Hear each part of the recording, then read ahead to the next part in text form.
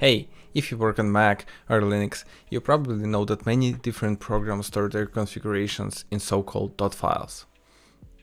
But here's the problem, there's no automatic way to backup them or sync across multiple devices. Today I'm going to show you my exact workflow how I manage these .files using a simple utility called GNU Stow. And we are going to set up automatic backups to GitHub. A .file is a hidden configuration file living on your machine, and it starts with a dot, which makes it hidden by default. For example, when you configure your ZSH shell, you edit your .zshrc file in your home directory.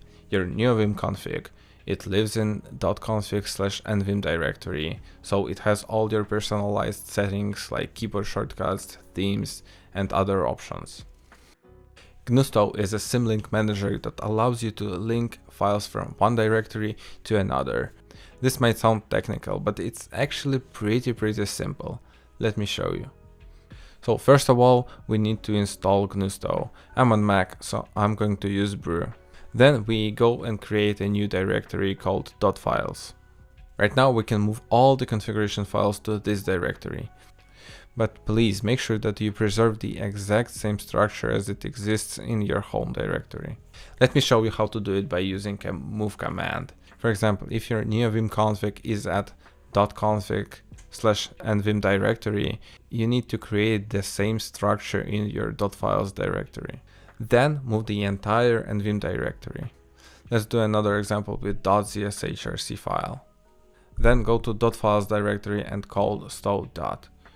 This command will create a symbolic links from your .files directory to your home folder. Your programs will still find their configurations in the expected locations, so don't worry. Now we can initialize a new Git repository and commit all our changes there. Here's the important part. Before committing anything, create a .gitignore file. This is critical because many programs store credentials and sensitive data in their config files. You definitely don't want to push API keys or passwords to GitHub. For example, the Z-editor stores API keys for MCP servers in its settings.json file. You need to exclude files like this. Go to github.com and let's create a new repository called .files. So you can make it private or public, whatever. Grab this link and let's go to our .files directory and add a new remote. And now we can push all our changes to GitHub. Now your configurations are safely backupped in the cloud. And the last step is automatic backups. This step is optional, but I highly recommend you to do it. Create a simple shell script in your .files directory and call it backup.sh. Here's the code. All it does is goes to the .files directory and commits all the changes with a message like auto backup and timestamp and pushes them to GitHub. And also we need to make sure that we can execute that script, so we need to make it executable.